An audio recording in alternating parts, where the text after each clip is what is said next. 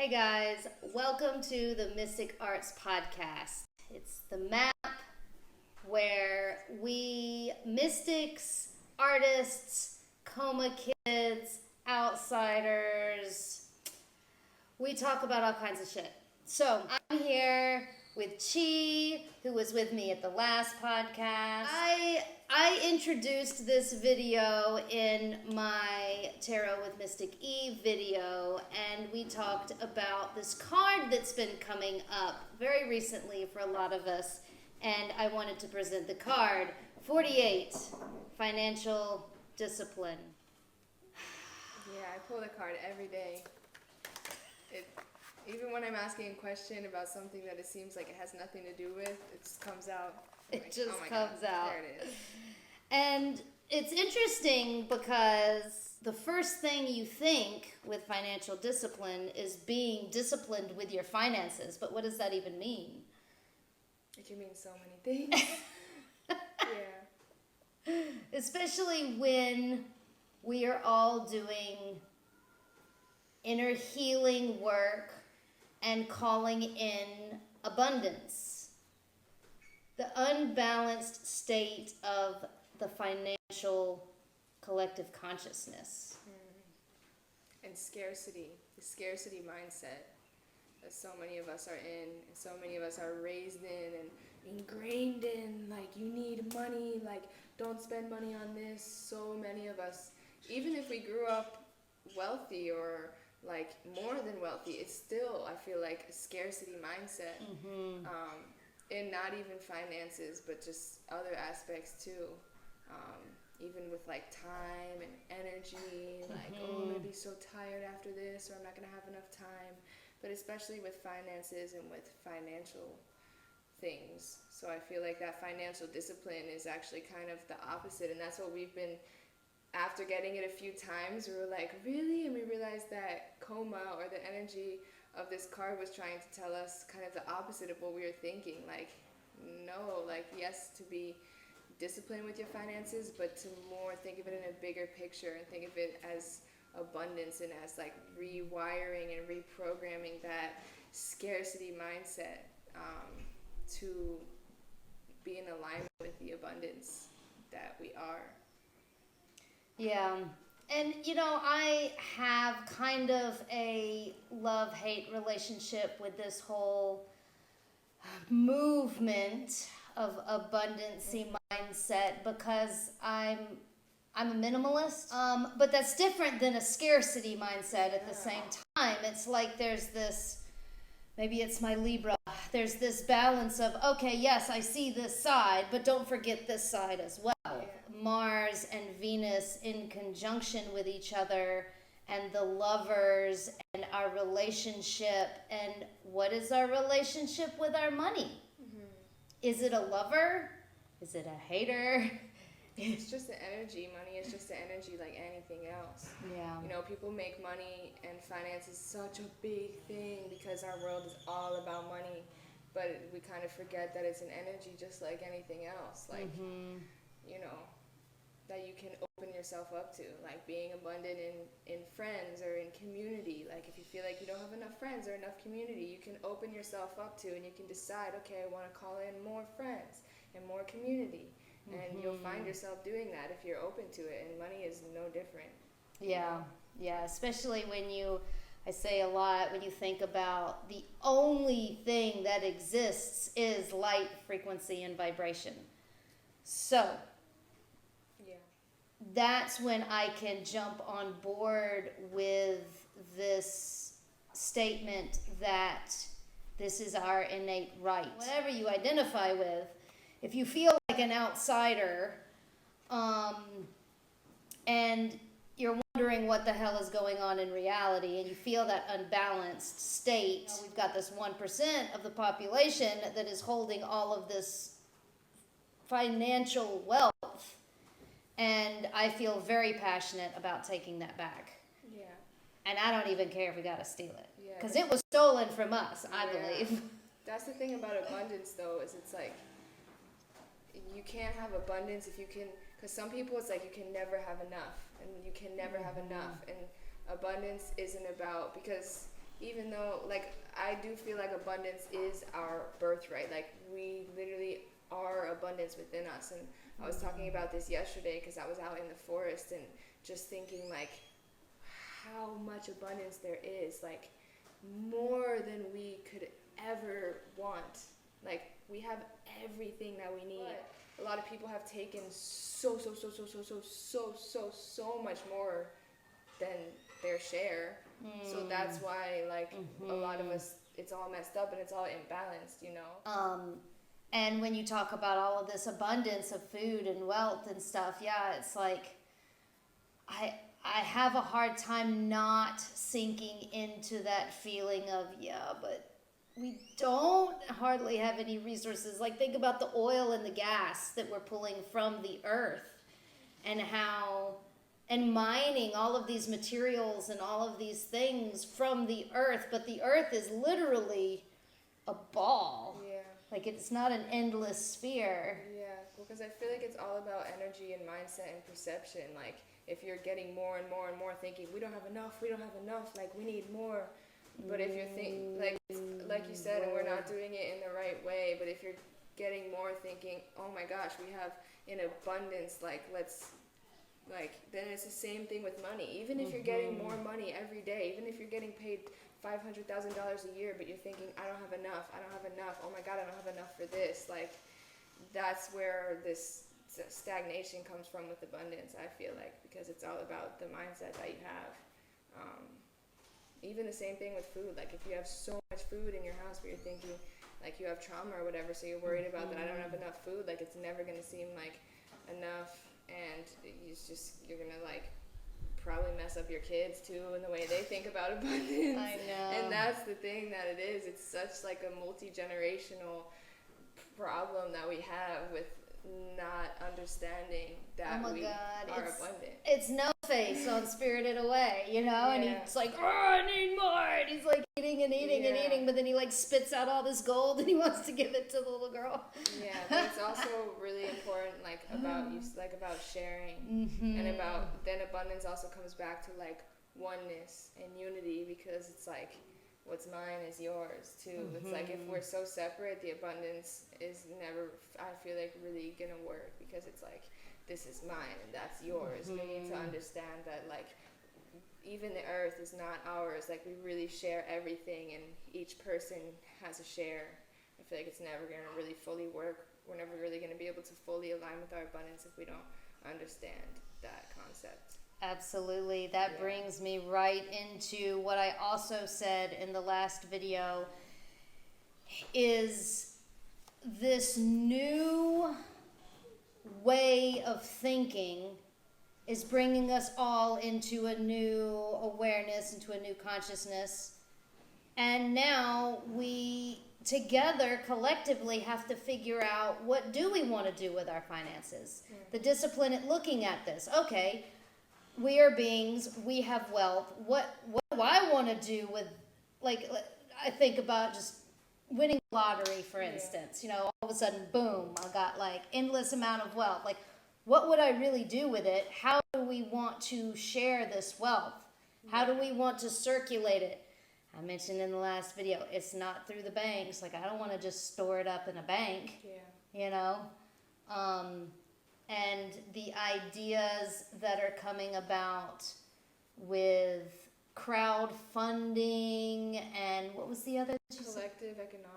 Collective economics and changing the way we exchange money.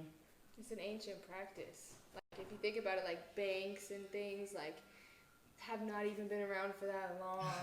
Like, we were just taught that the government taught us that that's what we should do with our money, but like, from back and back and back, like, people have been sharing money and supporting each other and using it as a collective tool of, like, you know, in Africa in the ancient times, like, that's what the women would do. Like, the women were in charge of these, like, these collective economic groups where they would share the money, and one family would be in the middle at a time, and that month that family would get the money, like, and it just makes so much sense. Yeah. But then that comes back to abundance, because I feel like abundance doesn't just mean like more, more, more, more. It means like kind of like being okay with what you, being okay with what you have, you know? Because if you're sharing the money and everyone kind of has the same amount, it's like you can't have like probably like 15 houses. You know what I'm saying? You have to be okay with just having like everything that you need, you know? And like that's abundance, you know? I think about that a lot with Coma, right? Because like I have this retreat center in Costa Rica, and there's this vision of like this 5-star yoga resort that, I mean, you know, it's kind of like Coma's princess vision story. Like she wants to be a princess and she wants to have all the beautiful gowns and stuff too. But then whenever I start thinking that way, I also feel that, no, but look at what you do have. Look at what is here. I mean, we've got a table with holes in it, and we got like concrete floors, and we got this crazy like cement wishing well that's a temple for Melusine, and the portals. Like we've got so much, but it's so simple and minimalistic at the same time, and it's like, look what you do have. And that's the thing about abundance is it's like it's all about perception. Everything's about perception. Like you might go find someone living in a country that has like no clothes and nothing, but they feel so abundant because because that's their perception, because they appreciate the little things and they know that they have everything that they need. Like you can be abundant in love. Like we are all so abundant in love, and you know, love is what it attracts and holds everything together. So I think also if you can tune into that, I feel like that's where it starts. Like maybe if some people are like, how do I like start like really feeling abundant and tuning into that abundance, this is kind of just coming to me now, like really tune into that abundance of love within you and the love around you, and then that will kind of lead to feeling abundant in more ways. I think about love as an energy as well, and it is very magnetic.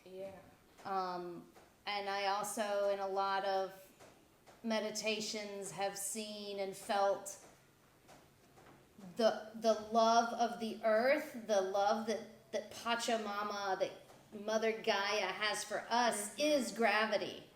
It pulls us to her and holds us. And that also leads me up to seduction as an energy that pulls something in, you know? That's why another reason why I feel like we're so abundant, and abundance is just us, because like that love that the earth has for us is so abundant. Like all the shit that we do to her, like, is so fucked up. Like all we do, and she still every single day just loves us, endless abundant love. So it's like if that is here, then that is what we are, you know? We are her. We are made from that. We experience that every day. I'm gonna pull another card. Number 2, patience. Oof. To have the patience to do all of that shit. That's been a really big theme for me, and patience, especially like how I'm kind of talking about rewriting and reprogramming the ways that we think about things, lots of things, but especially abundance. You have to be patient with that because so patient, because these things are ingrained within every part of you. And when you're I don't like saying the word try, because what are we trying? We're doing it. We're not trying. I'm still trying. We're doing our best. I'm still falling on my ass sometimes. But when we're trying, I guess I'll use the word, doing our best to break these like generational patterns and just rewrite them, we need so much patience, because like we were talking about before, it's not linear. Like sometimes some days you'll feel so abundant and really aligned with what that new thought in your mind that you want to be aligned with, and some days you're back into the old ways of thinking, and you're like, oh my god, I thought that I rewrote this, but no, it goes up and down and all around, and so you really have to be patient with yourself. also just trusting the process too, and patience. Like, I know everyone says trust the process, like all these cliche things that everyone says, but they're so true, and it's easier said than done. Yeah. Like the famous "Let It Go." Yeah, or like what's meant to be will be. Or like, I always think that's so funny how all the cliche sayings that people say, like, if you can dream it, you can do it. Yeah. Or like are actually like so true. Yeah. I still am having this reminder over and over again of my Pluto placement, because my Pluto is in conjunction with my sun, and I have this Plutarian outsider. Like, when somebody says that, a lot of times I just want to punch them in the face, Oh, like, if you can dream it, you can do it. or like, just any of those little sayings. like, oh, you need to. That's a lesson of letting go, Yeah. and Or like, everything's a lesson. everything's a lesson. No fucking shit. Yeah. Don't tell me something I already know.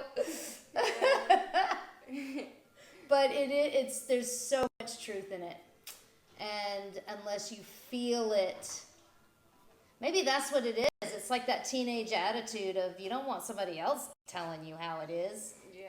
Until you feel it, until you grok the notion and feel it in your own experiences, it doesn't resonate. It doesn't mean anything. Yeah. And I think patience is also just a really big card for the collective in general. Like, you know, I feel like as a collective, we're so impatient. A lot of people individually have trouble with patience. But then as a collective too, like, it comes back to me to like that feminine energy that is kind of returning in the collective. Like, our collective is very in masculine energy. I feel like do this, make this happen, like do this, pushing things, forcing things, like go to school and then work and then get a job and do this. And so many people like don't know how to just wait for what they want to come to them. Obviously it's a balance. You can't just sit around and wait all day, but you can't be like, let me get this, like, and I feel like that's what a lot of people do. And that's something that I've been doing a lot within myself, and I know that a lot of other people do it too. It's just like trying to force everything, like, oh, I want this, I gotta make it happen. But really, like, I'm working on patience to just like be open to receiving it, and that comes back to that feminine. It's a static energy. It's that holding, receiving, cultivating energy. Yeah. For sure. Rather than, and like you said, there definitely has to be that balance of the masculine pushing, kinetic.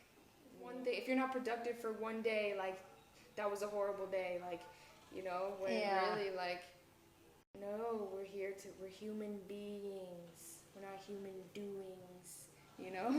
And speaking of the collective conscious, we're on the brink of World War III. Yeah. Dare I say it? I mean, I don't fucking know. I don't watch the news, but from what I'm hearing, some crazy shit's going on in the outside world. Yeah. So we also have in our face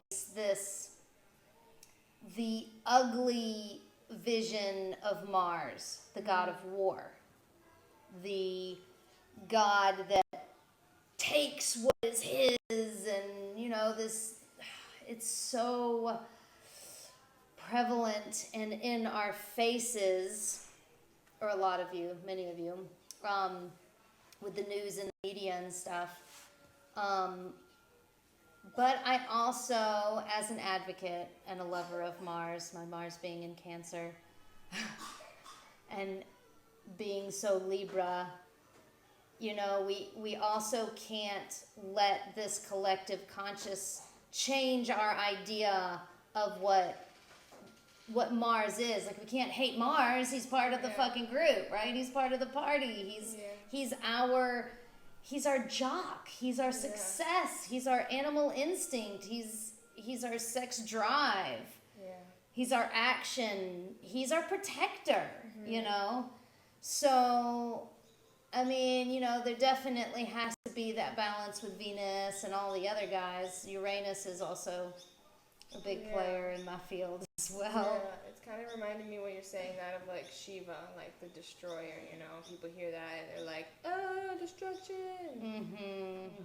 Well, we have recently, mostly led by me, but kind of dived into a little bit of dark waters.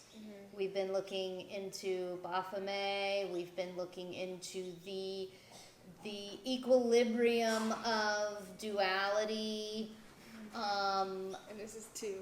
And this is the two that card. is a two card. Two has been coming up a lot. Duality, 1, 2, 2. Yeah. Yeah, for sure. A card that came up for all of us today was 99, Compassion. Yeah, and that's due out to 9 and 9. Pick a card.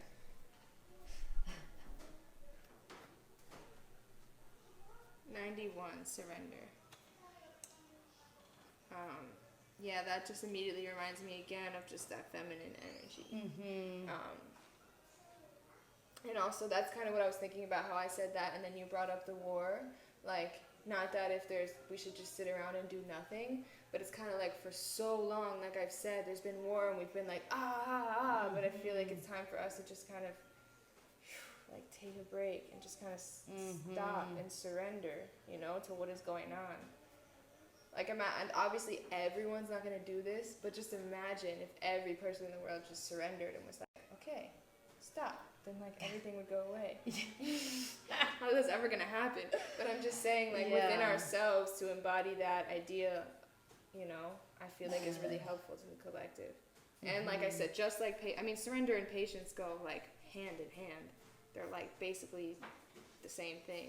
Yeah. But like I said, with patience, I feel like it's really hard for the collective. Surrender is too, because that's that same thing, feminine energy. It's so hard for some people to surrender. Well, some people, like all of us in certain aspects, like I teach yoga, and like that's one of the hardest things for people to do. Like even people who are very athletic or with their bodies or whatever, like they're used to pushing, and then when it hurts or when it's uncomfortable to keep going. But in yoga, it's different because you have to just surrender. Like, it's uncomfortable, but you have to just do nothing. And, like, when you're working out or something, if it's uncomfortable, you can keep going. That's that masculine energy to force. It's uncomfortable force. But that feminine energy is like, it's uncomfortable, just do nothing. Just be there. And that's, like, impossible for some people because they're so used to just distracting themselves and doing. I think the biggest event of learning surrender in my life was when I got pregnant. And I wrote a lot about it. It was just constantly surrender to everything. It's in my face, surrender. Like this being is growing inside of you. Surrender to it. Yeah, that's, wow.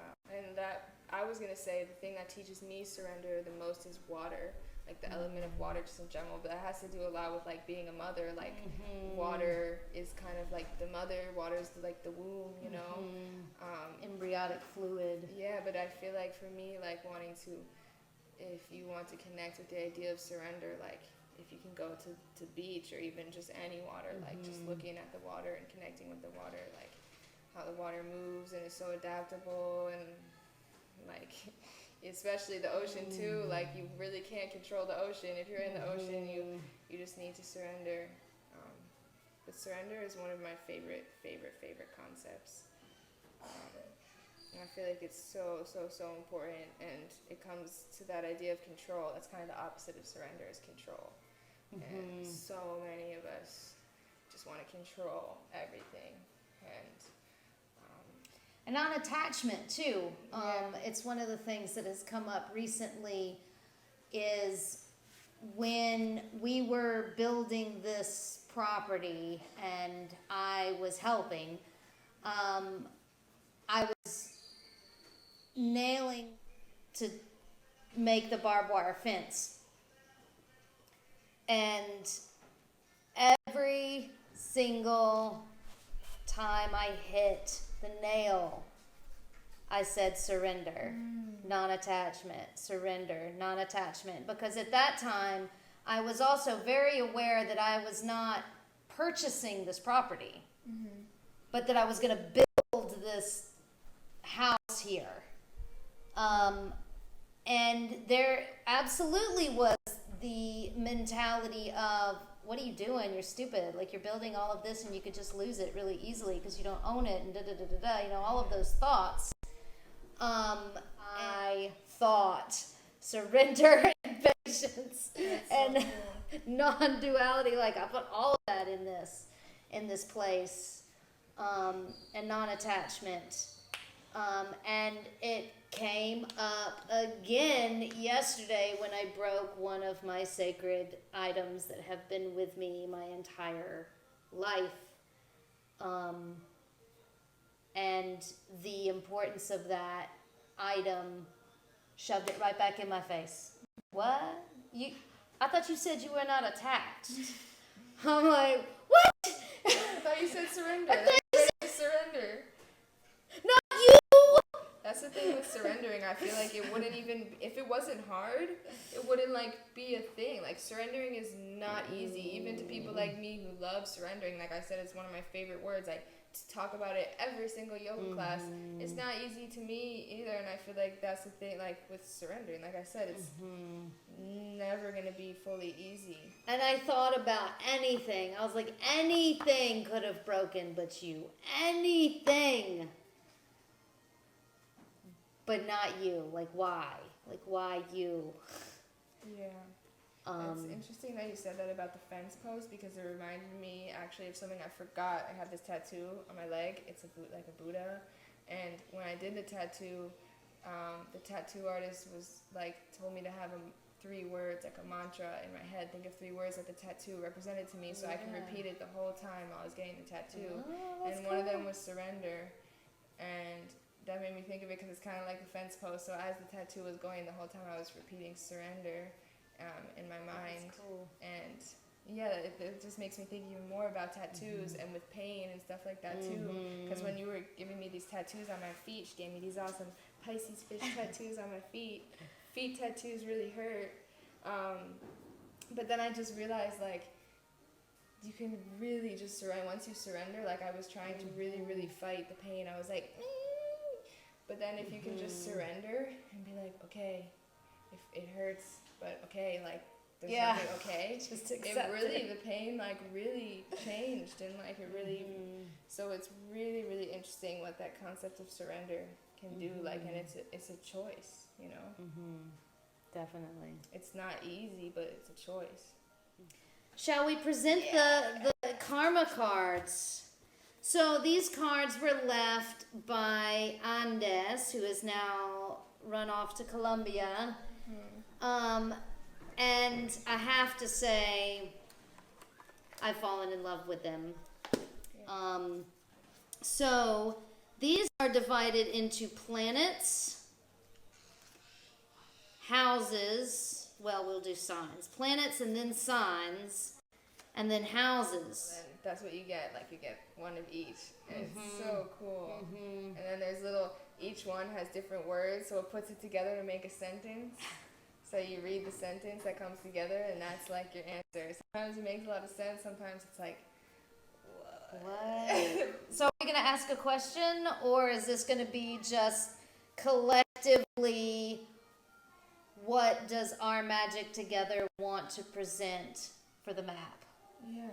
Yeah? Yeah. That, okay. Map is not the territory, but the map is definitely necessary in finding your way, especially when you get lost. I mean, a map is wonderful. So, and the map is also something like to come back to, like it's like a thing of remembrance. I feel like so many of us don't know how to read maps, and back in the day, everyone read maps. So I feel like the map is something sacred of like remembrance, coming back to the old ways. Maps. I don't know how to read it. For real. So I'm gonna pick a planet, and it's Uranus. You want to pick the sign? Yes.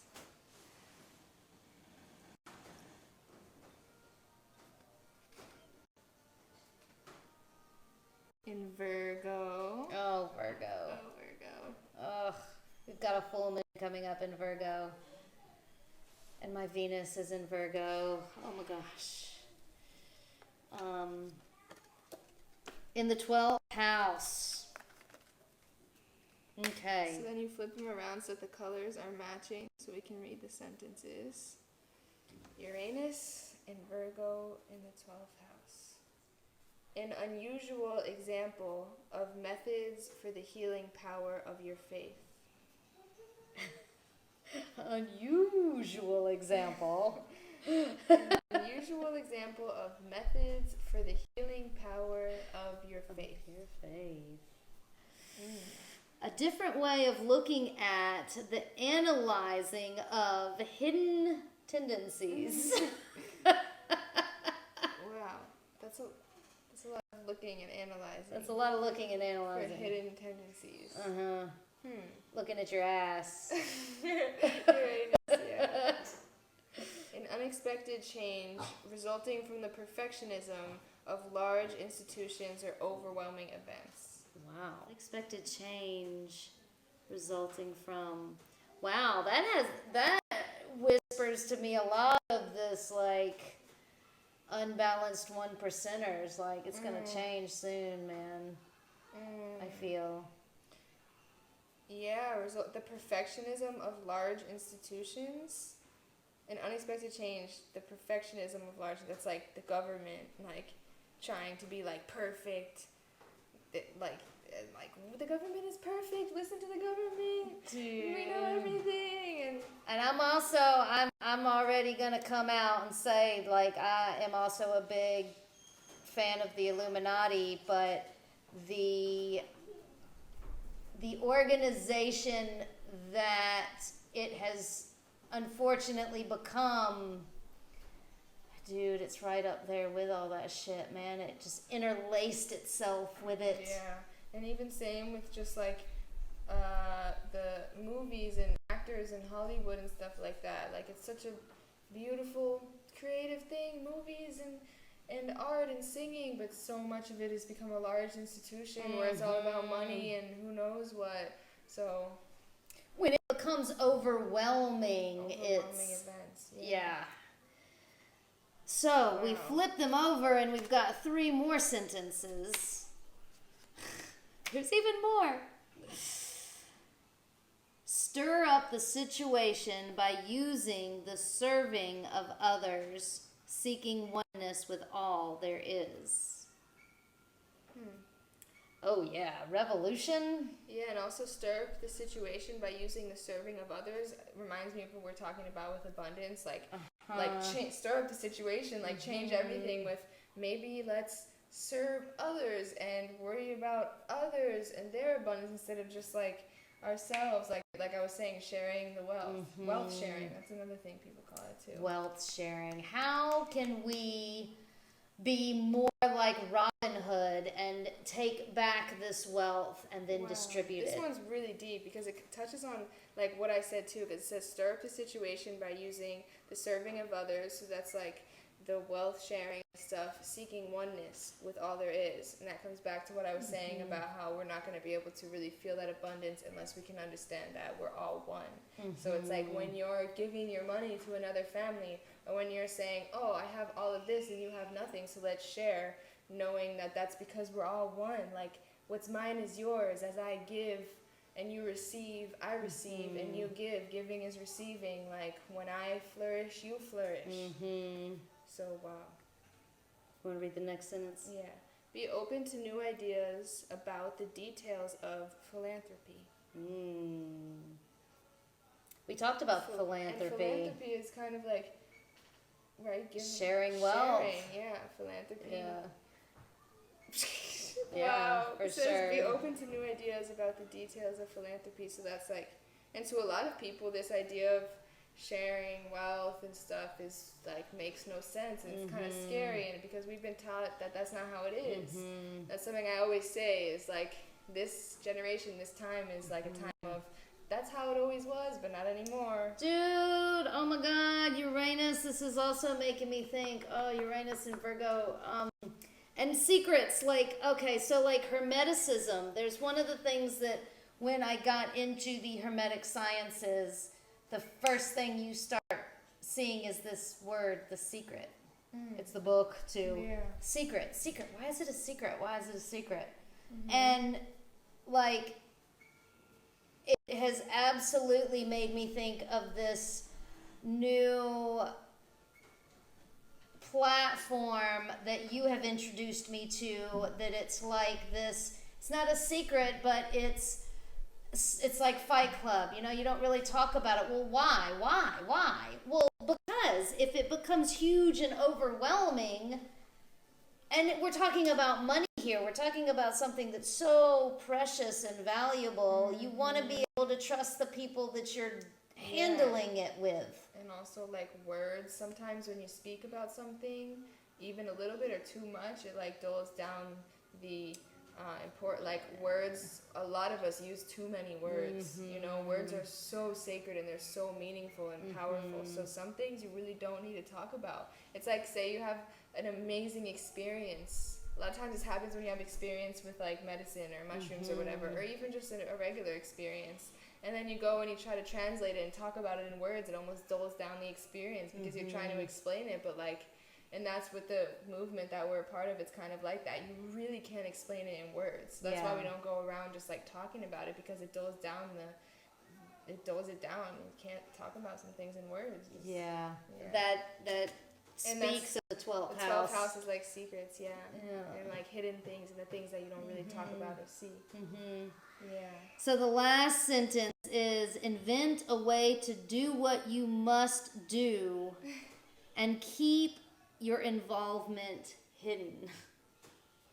Yeah.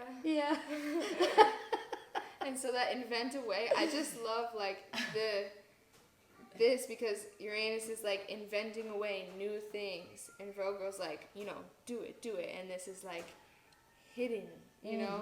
And so I it's love the like, door. that's I really don't know if you can see it, but I love door. that secret door. Yeah.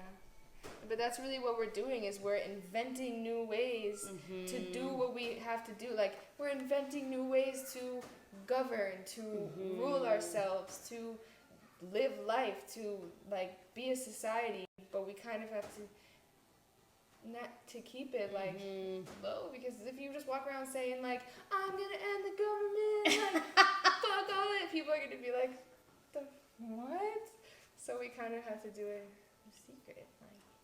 You know, Uranus is also the tech guy. Like, at the party, Uranus, he is the only motherfucker that's sitting on his side showing his ass to the solar system, right? Like, he's like, fuck you guys, I am revolutionary. I don't even spin on my own axis. He's all about electricity. He's blue. He's a blue giant. The revolution will not be televised. Like, that's something that a lot of people say, you know. That's powerful. Yeah. What about That's YouTube what that eyes? makes me think of, because it's like, this is like the revolution, and this is like will not be televised, hidden. So it's really like this is within ourselves, you know. And you know, Virgo is speaking to me of the child within, the inner child, that youth, that virgin, whether you're male or female, just that young feeling of, we don't know what the future's gonna be. I don't know what's gonna happen when I grow up, you know, but you're excited about it and you want to be involved with it. Yeah. So, wow. Dude, Well, this is good. Yeah, Very thank you cards. so much for being a part of the Mystic Arts podcast. Of course, thank you for holding this space. Maybe we'll do it again next Wednesday. Yeah. Yeah, you're gonna be here next Wednesday. Yeah. Awesome. Maybe Summer will be here as well. We've got somebody new coming today. So, in love and light. And lube. And don't forget the lube. Ciao.